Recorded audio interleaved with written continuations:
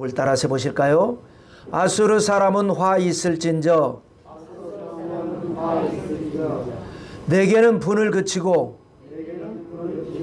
그들은 멸하리라. 한번 더 하십시다. 아수르 사람은 화 있을진저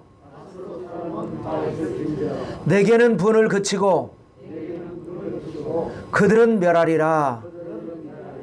여기서 말씀하는 내게는 하나님의 성도 남한국 유다에게는 분을 그치고 그러나 그들은 멸하리라. 아수르 사람들은 결국은 멸망할 것이다 라고 하는 제목으로 말씀 나눌 때에 큰 은혜와 능력과 축복을 경험하게 되시기를 주님의 이름으로 축원합니다.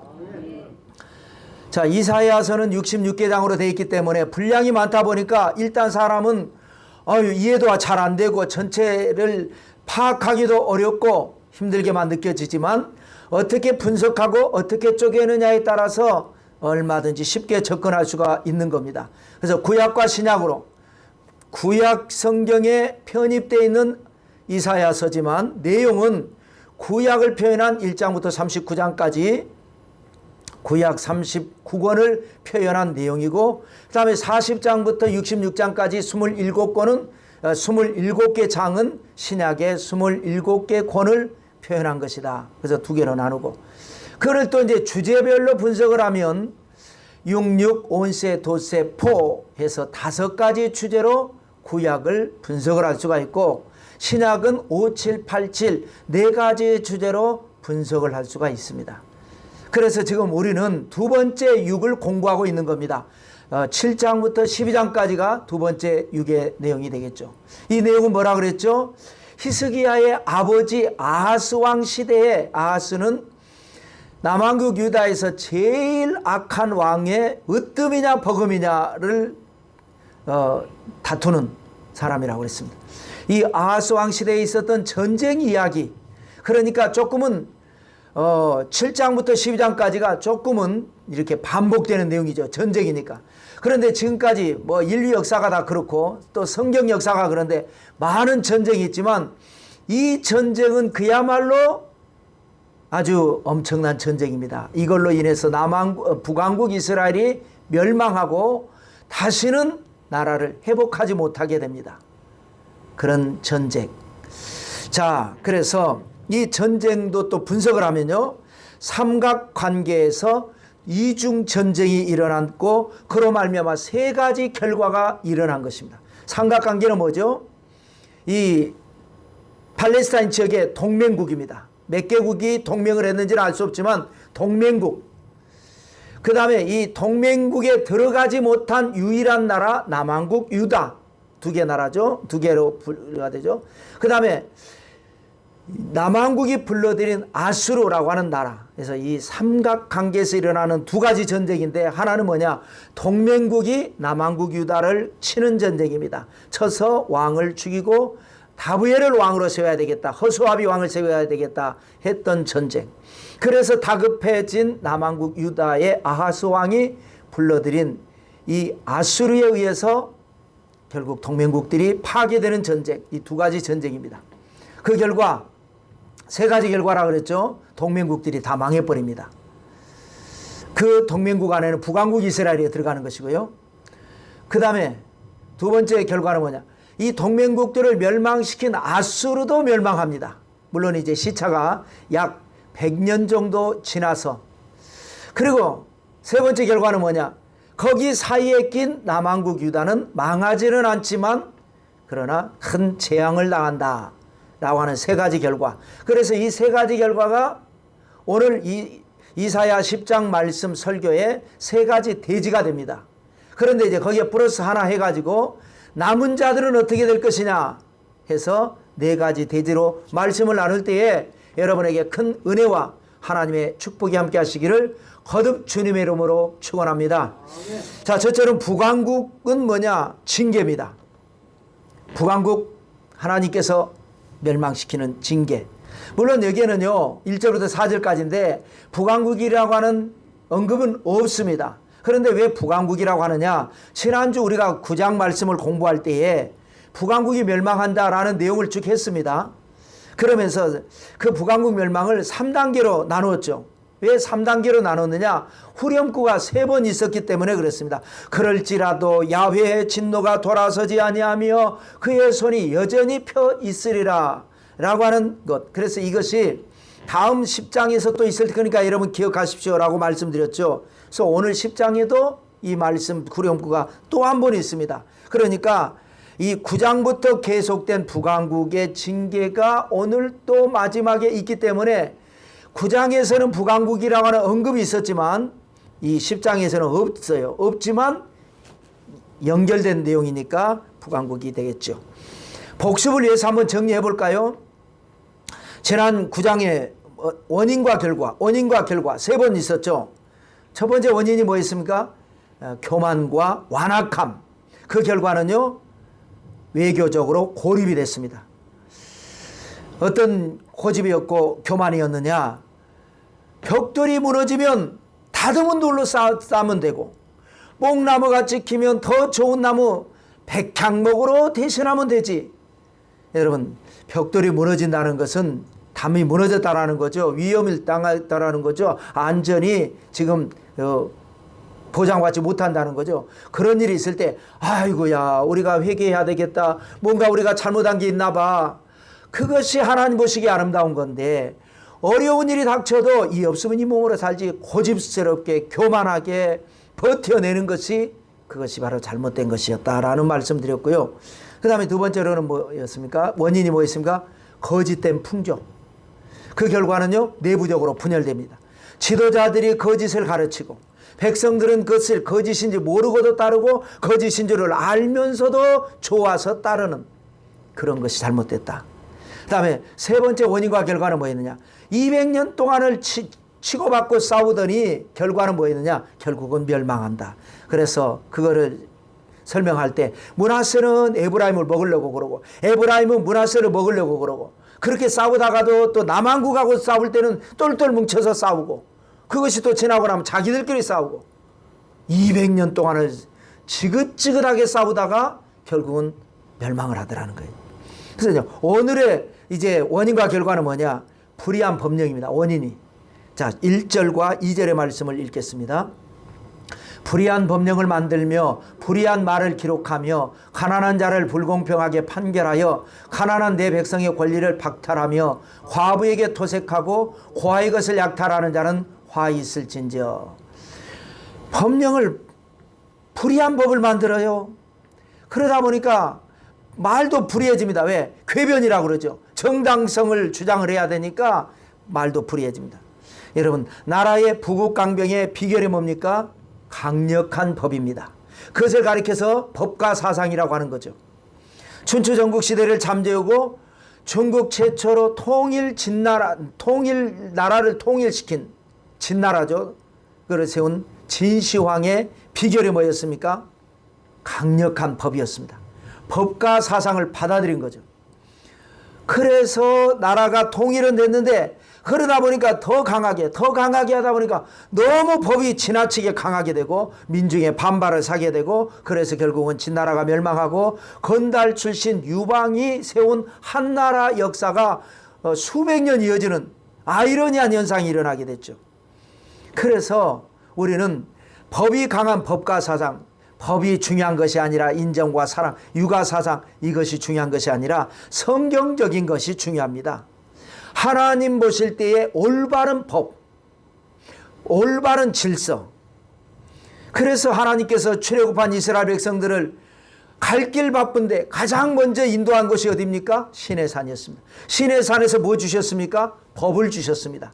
10계명으로부터 시작된 여러 가지 계명, 가장 유익하고 가장 좋은 법으로 주셨습니다.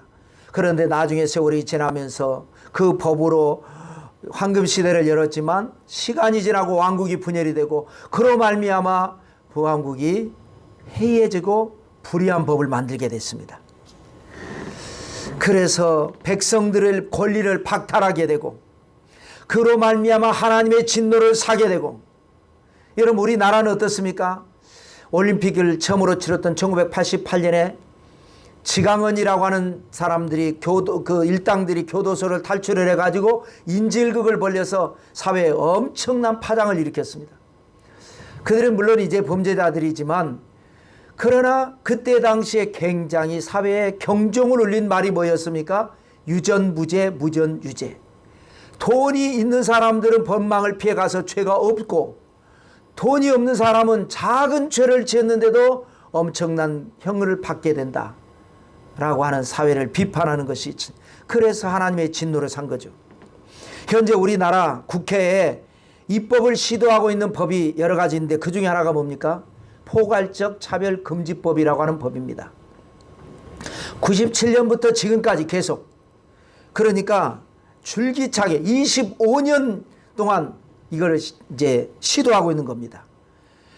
기업과 종교계 중에서도 기독교가 강력하게 반발하고 있기 때문에 통과는 되지 못하고 계류 중에 있습니다. 계류라고 하는 건 뭐냐? 통과는 되지 못하지만 그렇다고 해서 포기하지 않고 있는, 언젠가 틈만 나면 이것을 통과시키려고 하는 것이 뭐냐? 포괄적 차별금지법입니다. 기업은 왜 반대를 하느냐? 자, 신규 직원을 채용할 때 자기들 회사에 맞는 인재를 뽑고 싶은 마음이 있지 않겠습니까? 그런데 이제 자기가 원하는 인재를 뽑는 것도 일종의 차별이 되는 거예요. 성별, 나이, 남녀를 차별하면 안 됩니다. 그건 옛날에는 그렇지만 요즘은 이거는 맞는 거죠. 뭐 여성들이 더 똑똑한 경우도 있고, 그러니까 성별을 차별하면 안 되는 것까지는 이해가 됩니다. 맞습니다. 또 장애를 차별하면 안 된다. 그거는 이제 어떤 그 전문성에 의해서 이제 장애가 있어도 되는 부분이 있고 있으면 안 되는 부분도 있을 테니까 좀 어렵겠죠. 그것까지는 괜찮습니다. 그 다음에 병력, 병이 있든지 없든지 뽑아야 된다라는 거예요. 그 사람이 어떤 병이 있다고 해서 안 뽑으면 그것도 포괄적으로 차별하니까, 법으로 금지하니까 그건 조금. 그 다음에 나이가 많으면 아무래도 신규를 채용할 때 경력직을 뽑을 때는 모르지만 신규를 뽑는데 나이를 하면 그러지 않겠습니까? 그 다음에 국가, 우리나라 기업인데 베트남 사람이 지원해서 하겠다, 그것도 안 돼. 그래서는 그거는 차별이라는 거죠. 민족, 종교, 우리 대한민국에서 인정하는 종교는 뭐 어떻습니까? 기독교가 됐건 천주교가 됐건 불교가 됐건 그거는 기업이 각자 알아서 뽑으면 되는데, 이슬람교다, 우리가 이해하지 못하는 뭐 희한한 종교를 가지고 있다, 오음진리교다, 그러면 기업에서는 뽑고 싶지 않겠죠. 그런데 그것도 차별이라는 거예요. 신념, 이상한 신념을 가지고 있다, 공산주의 사상을 가지고 있다, 뽑고 싶지 않은데 그런 차별이니까, 그러니까 안 된다. 기업은 그래서 반대를 하고, 우리 기독교에서는 동성연애에 대해서 성경을 우리가 해석하는 과정에서 동성연애는 하나님의 창조의 법칙에 어긋난 것이다 라고 설교를 하면 그건 잘못된 겁니다. 이 법이 통과가 된다면. 그래서 기독교가 이거를 반대를 하는 것인데, 저는 개인적으로 차별을 금지하는 것에 대해서는 절대적으로 지지합니다. 여러분, 차별해서는 안 됩니다. 성경에 그것이 잘못됐다고 말씀했지 하나님께서 그것을 이제 우리보다 차별하라고 하신 적은 없습니다. 나중에 회개할 때 어떻게 할 것이며, 그건 차별해서는 안 됩니다. 자기도 괴로워한 거예요. 남자로 태어났는데 여자의 마음을 가지고 있어서 나는 왜 다른 사람들하고 다른가? 자기도 괴로워서. 그런데 이 세상에서 살아야 되지 않겠습니까? 그런데 우리가 차별을 하면 어떻게 살 수가 있어요? 차별을 해서는 안 된다라는 게 저의 주장이고요. 그러나 그렇다고 해서 그거를 법으로 금지를 하는 것은 이거는 반기독교적인 행위가 됩니다. 우리가 성경을 설교를 해야 되는데 잘못된 거 잘못됐다고 말을 하고, 그러나 차별은 하면 안 되는데, 이것을 일부 기독교인들 중에서는 엄청나게 차별합니다. 막 아주 잡아먹으려고 그럽니다. 동성연애라든지 이런 사람들을 사탄이라고 취급을 하고 막. 그런데 그것도 잘못됐고, 그렇다고 해서 그것을 법으로 금지하는 것도 잘못됐고, 기도할 문제가 되겠습니다. 하여튼 법을 잘 만들어야 그 공동체가 올바로 서고 하나님의 축복을 하시는 겁니다. 그 결과 3절과 4절을 볼까요? 불의한 법령을 만든 결과 읽겠습니다. 벌하시는 날과 멀리서 오는 환난 때에 너희가 어떻게 하려느냐? 누구에게로 도망하여 도움을 구하겠으며 너희의 영화를 어느 곳에 두려느냐?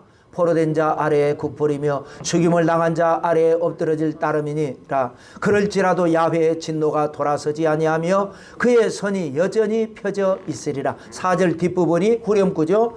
야, 그럴지라도 야훼의 진노가 돌아서지 아니하고 하나님의 심판의 손이 여전히 펴 있으리라 라고 하는 네 번째 후렴구가 되고, 3절에 거슬러 올라가서 보면 그렇게 불의한 법령을 만들어서 하나님의 백성들을 억울하게 하고 권리를 박탈하고, 그래서 하나님의 진노가 오니까 벌하시는 날이 온다. 지금은 그런 날이 아니라서 떵떵거리고 살지 몰라도 심판의 날이 온다. 멀리서 환난이 온다. 그러면 그때 너희는 어디로 도망가겠느냐? 누구에게 도움을 구하겠느냐? 라고 이 북왕국에 대한 징계를 설명하고 있습니다. 자, 두 번째 아수르의 심판입니다. 아수르 심판은 오늘 본문에 있어서 네 가지 대지인데, 이 두 번째 대지, 이 아수르 심판이 약 절반을 차지합니다. 그만큼 내용이 많다라는 것이고, 하나님이 아수르에 대해서는 하실 말씀이 많다라는 거죠. 먼저 아수르에 대한 하나님의 뜻을 여기 한번 볼까요? 아수르를 향하신 하나님의 뜻, 5절과 6절입니다. 읽겠습니다. 아수르 사람은 화 있을진저 그는 내 진노의 막대기요 그 손에 몽둥이는 내 분노라. 내가 그를 보내어 경건하지 아니한 나라를 치게 하며 내가 그에게 명령하여 나를 노하게 한 백성을 쳐서 탈취하며 노략하게 하며 그랬습니다. 그러니까 아수르라고 하는 나라는 하나님의 막대기요 하나님의 몽둥이라는 거예요. 이 지금 이 팔레스타인 지역에 하나님께서 약속하신 적과 꿀이 흐르는 땅에 불의한 법령이 만들어지고, 그래서 주변 나라들이 온갖 치고받고 싸우고 서로 또 앙따시키고 동맹 맺고, 그러니까 야, 안 되겠다, 혼 좀 내줘. 그래서 이 동맹국들보다 더 강한 아수르라고 하는 나라를 일으켜서 하나님께서 그들에게 힘을 주고 권세를 주고 능력을 주셨어요. 뭐 하라는 거예요? 각성시키라고. 각성시키라고 하나님께서 아수르를 세웠는데, 이것이 하나님의 뜻인데, 아수르는 하나님의 뜻을 받들어서 각성시키는 역할을 했을까요? 아닙니다. 하나님의 뜻을 위반을 해버립니다. 세 가지로 보면 권한을 남용을 합니다. 7절 볼까요? 그의 뜻은 이같지 아니하며 그의 마음의 생각도 이같지 아니하고 다만 그의 마음은 허다한 나라를 파괴하며 멸절하려 하는도다. 몇 대 두들겨 패서 각성시키라고 그런 건데, 패는 정도가 아니라 아예 그냥 허다한 나라를 닥치는 대로 파괴하고 멸절한다. 이게 언제 한번 뉴스에 나왔죠. 애가 아들이 너무 부잡해요. 보통 부잡한 게 아니에요. 그래서 태권도 도장을 보내놨어요. 그럼 운동을 하면서 조금 이렇게 정신일도 하사불성이 좀 될까 싶어서. 거기 가서도 너무 그러니까 태권도 관장님한테 우리 애 좀 혼내주세요. 그랬더니 진짜로 두들겨 패서 애가 죽어버렸잖아요. 엄마가 사랑하는 아들을 때리라고 하는 말이에요. 이놈! 겁만 살짝 줘서 부잡하지 않게 만들려고 하는 것이지. 하나님께서 사랑하는 남한국과 북한국 그 주변 나라들이 다 보면 아브라함의 조카 롯이 세운 그 후손이 세운 모압도 있고 암몬도 있고 또 에서가 세운 에돔도 있고, 그러니까 그 다 잘 해보려고 하나님께서 아수르를 세워서 각성시키라 그랬는데, 허다한 나라를 있는 힘껏 파괴하고 멸절하려고 하는, 이게 뭐냐? 고난 남용이라고 하는 겁니다. 요즘도 우리가 어떤 정권에서 권력을 하면은 또 완장 자꾸만 적어 이렇게 흉을 보지 않습니까? 그래서 결국은 서로 조금씩 칠 건 치고 양보할 건 양보하고 대립할 건 대립하고 조화를 이룰 건 조화를 이루면서 전체적인 발전을 이루어 나가야 되는데, 절대 타협하지 아니하고 두들겨 패기만 하는, 이것이 바로 고난 남용. 다음에 신성 모독 10절 11절입니다. 읽겠습니다. 내 손이 이미 우상을 섬기는 나라들에 미쳤나니 그들의 조각한 신상들이 예루살렘과 사마리아의 신상들보다 뛰어났느니라. 내가 사마리아와 그의 우상들에게 행함같이 예루살렘과 그의 우상들에게 행하지 못하겠느냐 하는도다. 이 말은 지금 누가 하는 거냐? 아수르 왕이 하는 말입니다. 나중에 실제로 이제 북왕국은 멸망하고 아하스 왕이 죽고 히스기야가 왕이 됐을 때 남왕국을 포위했을 때 아수르 왕이 그 포위가 된 예루살렘 성 안에 갇혀 있는 백성들을 해유하기 위해서 이 말을 똑같이 해줘. 내 손이 이미 우상 섬기는 나라들을 다 멸망시켰는데 그 우상과 남왕국의 신상, 남왕국은 신상이 없지 않습니까? 하나님이니까. 비교해 봤을 때 그 우상이 신상 더 뛰어났다 이거예요. 더 정교하고. 그럴 수밖에 없죠. 그러니까 이방의 왕의 입장에서 볼 때는 이 정교하게 만든 우상이 더 훌륭하고 너희 남왕국이나 북왕국의 신은 덜 훌륭한데 그런 훌륭한 우상을 섬기는 나라들도 내 손에서 그들의 신이 나를 못 건져서 내가 다 이겼는데 그까지 남왕국 그건 내가 못 이기겠느냐. 신성 모독입니다. 감히 하나님을 우상과 비교를 해요. 그 다음에는 자아도취입니다. 13절 말씀입니다. 읽겠습니다. 그의 말에 나는 내 손의 힘과 내 지혜로 이 일을 행하였나니 나는 총명한 자라 열국의 경계선을 거둬주었고 그들의 재물을 약탈하였으며 또 용감한 자처럼 위에 거주한 자들을 낮추었으며 아주 잘났어요. 아주. 내 손의 힘과 내 지혜로 나는 총명한 자라 열국의 경계선을 걷어쳐버렸다는 게 경계선이라는 것은요 우리가 인생 살다 보면 국가 간의 경계선뿐만 아니라 우리가 살아가는 인생길도 경계선이 있습니다. 여기 선을 넘어서 하면 안 되는 게 있습니다. 그런데 이 사람은 너무 잘났어요. 다 걷어쳤어요. 나는 해도 돼. 이 나라도 내 나라고 저 나라도 내 나라고 내가 다 먹을 것이고 나는 뭐든지 해도 돼. 아주 자아에 도취돼서 있는 것이 바로 아수르 왕에 대한 이야기입니다. 얼마나 하나님이 기가 막히시는지 이 15절 말씀으로 이렇게 말합니다. 읽겠습니다. 도끼가 어찌 찍는 자에게 스스로 자랑하겠으며 톱이 어찌 켜는 자에게 스스로 큰 채 하겠느냐. 이는 막대기가 자기를 드는 자를 움직이려 하며 몽둥이가 나무 아닌 사람을 들려함과 같음이로다. 하나님께서 필요에 의해서 아수르를 세우셨는데 그 그러니까 아수르는 하나님의 도구에 불과합니다. 그런데 도구가 하나님을 앞에 스스로 자랑하고 스스로 큰 채하고 하나님을 움직이려 하고 이런다라는 것을 하나님이 탄식하는 겁니다. 여러분 우리가 도끼는 우리는 아무리 천하장사라도 도끼보다 우리는 강하지 않습니다. 톱처럼 정교하게 그 나무를 잘라내지를 못합니다. 그러나 그 도끼를 만들고 톱을 만드는 것이 사람이 만든 거고 만들어서 사람이 필요에 따라 쓰는 겁니다. 내가 만들었다고 해서 도끼하고 나하고 내 주먹하고 도끼하고 대결하면 나는 지죠. 그러나 다스리는 능력이 사람에게 있습니다. 하나님께서 아수르를 만들고 세우셨는데 감히 하나님 앞에 자랑을 하고 큰 채하고 하나님을 움직이려 하고 한다고 하나님께서 말씀하십니다. 그래서 하나님이 저주를 해버린 겁니다. 16절, 17절, 18절입니다. 읽겠습니다. 그러므로 주 만군의 야훼께서 살찐 자를 파리하게 하시며 그의 영화 아래에 불이 붙는 것 같이 맹렬히 타게 하실 것이라. 이스라엘의 빛은 불이 되고 그의 거룩하신 이는 불꽃이 되실 것이니라. 하루 사이에 그의 가시와 찔레가 소멸되며 그의 숲과 기름진 밭의 영광이 전부 소멸되리니 병자가 점점 쇠약하여감 같을 것이라. 그래서 16절에 보니까 살찐 자를 파리하게 하신다. 그 어떤 힘을 잃어버리게 된다. 그런 말이죠. 그 다음에는 17절에는 이스라엘의 빛이 불이 되고 하나님이 불꽃이 되고 그 불과 불꽃이 아수르의 가시와 찔레를 다 태워버린다 이거예요. 아수르의 가시와 찔레가 뭡니까? 공격 무기를 무력화시켜버린다 이거예요. 그 돋아났던 가시와 찔레로 그걸로 다 주변 나라를 이겼는데 그거 다 박살내버리겠다 이거.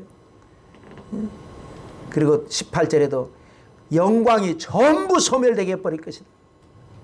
그런데 병자가 점점 쇠약하여감 같을 것이라. 그래서 빨리 되는 것이 아니라 아수르가 멸망하는 것은 이제 그로부터 약 100년 정도, 정확하지는 않습니다. 80에서 100년 정도 시간을 두고 서서히 약해져서 거기에서 조그마한 도시국가였던 바벨론이 아수르를 이기고 세계를 지배하는 그런 역사가 됩니다. 자, 세 번째로는 이제 남은 자, 언제나 남은 자가 나온다 그랬죠. 하나님의 심판이 나오면 반드시 거기에 남은 자. 그래서 구약은 남은 자 사상이고 신약은 이긴 자 사상이다. 왜 이와 같이 다르냐? 예수 그리스도의 십자가가 구약 시대도 있었다면 이긴 자가 되는데 이기지를 못했어요. 그냥 끝까지 저도 버티고만 있었던 것을 말을 하는 거예요. 그러면 사람만 있으면, 참고 있으면 하나님께서 그들을 긍휼을 베푸시는데 십자가로 말미암아 이들은 뭐냐? 이긴 자가 되는 겁니다.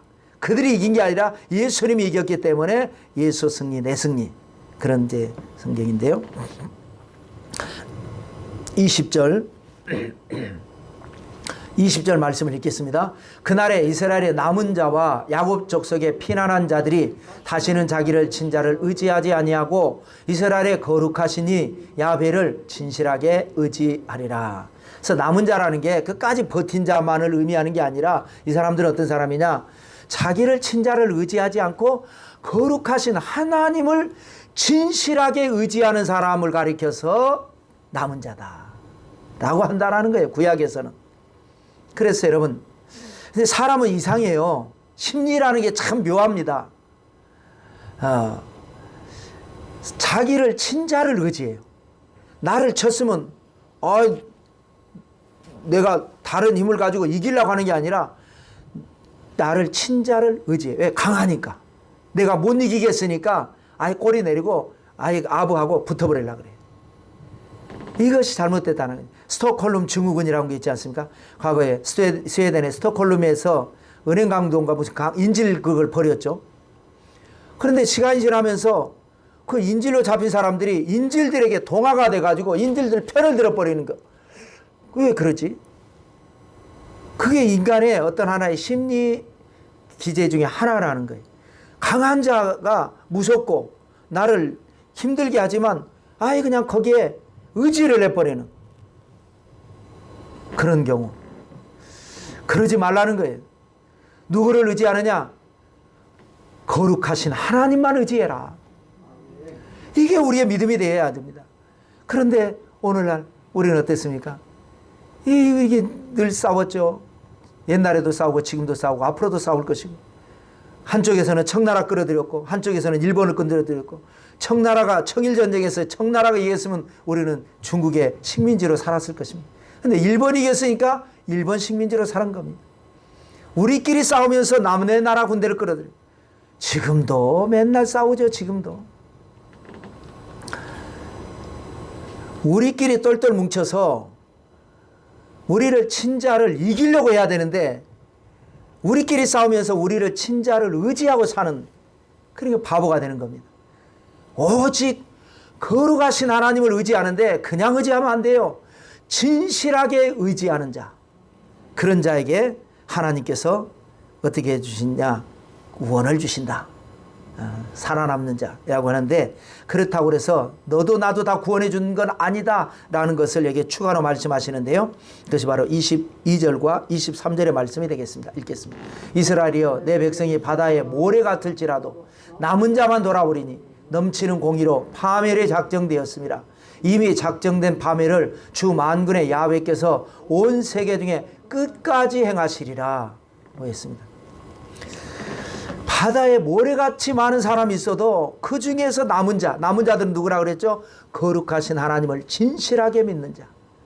그래서 여러분, 세상에요, 자기 할 탓이다 라는 말이 있지 않습니까? 세상에 아무리 종말이 다가오고 어떤 재앙이 다가오고, 세상이 아니라 무슨 회사가 됐건 내 집안이 됐건 내 인생이 됐건 뭐가 됐든지 내 할 탓입니다. 환경적으로 어떤 일이 다가와도 내가 하나님 앞에 바로 서면 천인이 내 곁에서 만인이 내 우편에서 엎드러질지라도 이 재앙이 내게 가까이 하지 못하리라. 논리적으로는 이거 말이 안 되는 거예요. 1000명, 10,000명이 내 옆에서 앞에서 엎드러지는데 이게 어떻게 나한테 가까이 안 합니까? 가까이 있는데 내가. 이건 논리적으로는 말이 안 되는데 하나님의 말씀이니까 말이 되는 겁니다. 내가 지옥 불구덩이에 있어도 그럴 말도 안 되는 얘기지만 불구덩이에 있어도 하나님이 나와 함께 하시고 내가 하나님을 의지하면 거기는 천국이 돼버리는 겁니다. 불 속이 천국이 되는 거고 천당에 갖다 놔도 하나님 의지하지 않으면 그 천당에서 싸우고 지지고 볶고 지옥을 만드는 거예요. 여러분 가끔 보면은 뉴스 이런 방송에서 나오지 않습니까? 이 옆집에 자꾸 냄새가 나요. 그래서 경찰이 오고 들어가 보니까 집 안이 발 디딜 틈이 없이 쓰레기를 막 들여놔가지고 그런 집 있잖아요. 그래서 그거를 이 동사무소나 경찰이 개입을 해가지고 청소를 하고 그렇게 살지 않도록 하는데 어떤 집은 지저분한 집을 가서 깨끗하게 수리하고 도배하고 해갖고 예쁘게 만들어서 사는 사람도 있고 좋은 집을 쓰레기장 만들고 돼지우리 만들어서 사는 사람도 있고 하나님 없은 사람은 천당에 갖다 놔도 그 천당을 지옥으로 만들 것이고 하나님이 함께하는 사람은 불구덩이에 집어넣어놔도 그 불구덩을 그냥 천당으로 만들어서 사는 것이고 내 할 탓입니다. 이것이 이미 작정된 파멸을 하나님이 끝까지 행하신다. 그래서 지금 우리는 심판을 향해 가고 있는 겁니다. 요한계시록 우리가 공부한 것처럼 심판을 향해서 이 세상은 가고 있는 것이고 하나님이 택한 하나님의 백성들 하나님을 진실하게 사랑한 하나님의 사람들은 그 심판 속에서 은혜를 받고 심판 속에서 구원을 받고 심판 속에서 상급을 얻는 기적은 일어나게 될 줄로 믿습니다. 그런데 마지막 네 번째로는 남한국의 언약입니다. 뭐라고 언약을 하면서 말씀을 하시면서 언약을 하시면서 말씀을 하시느냐. 먼저는 아수르 두려워하지 말라는 겁니다. 24절 읽어보실까요?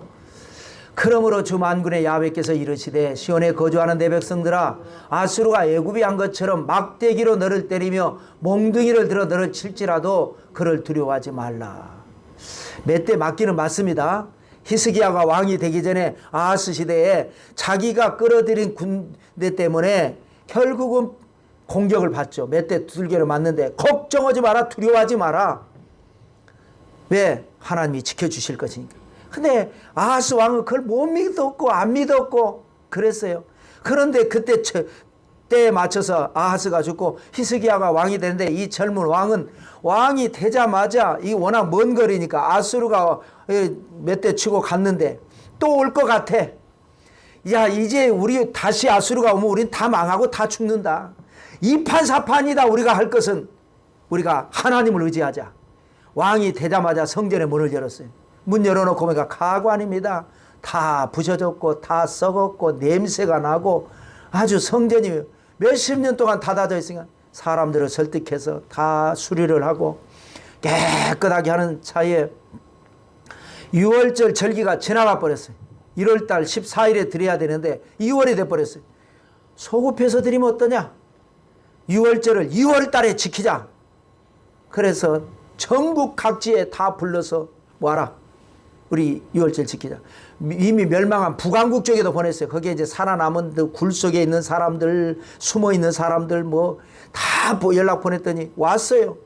와서 6월절을 지키는데 와서 예배드리고 가는 게 아니라 일주일 동안을 여기에서 머물면서 지켜야 되는데 얼마나 은혜를 받든지 이렇게 좋은 거였어. 은혜를 받고 한 주간 더 드리십시다. 그래서 1월 달에 한 주간 드려야 할 2월절을 우리 왕들이 리더십 공부할 때 배웠죠. 2월 달에 2번을 지켰어요. 2주간을.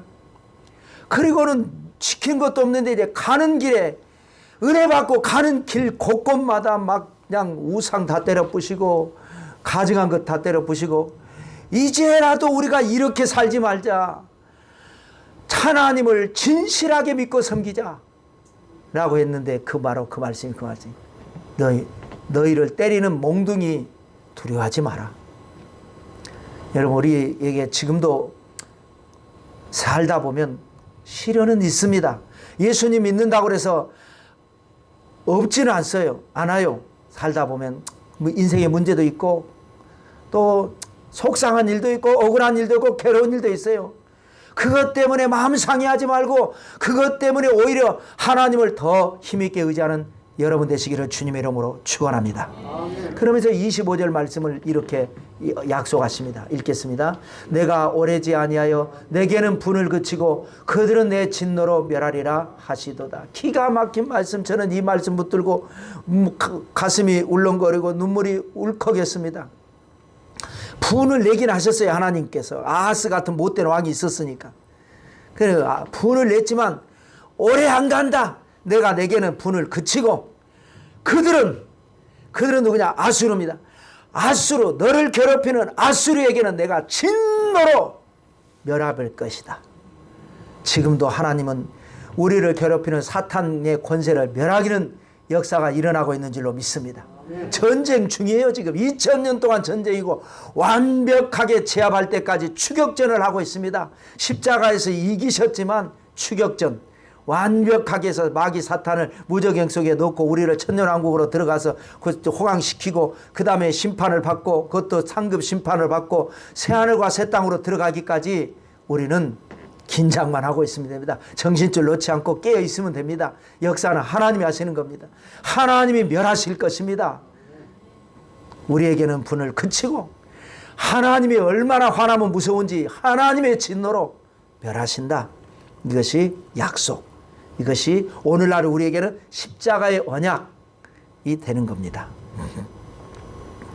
그래서 기사회생을 여기 보죠. 27절도 읽어볼까요? 27절입니다.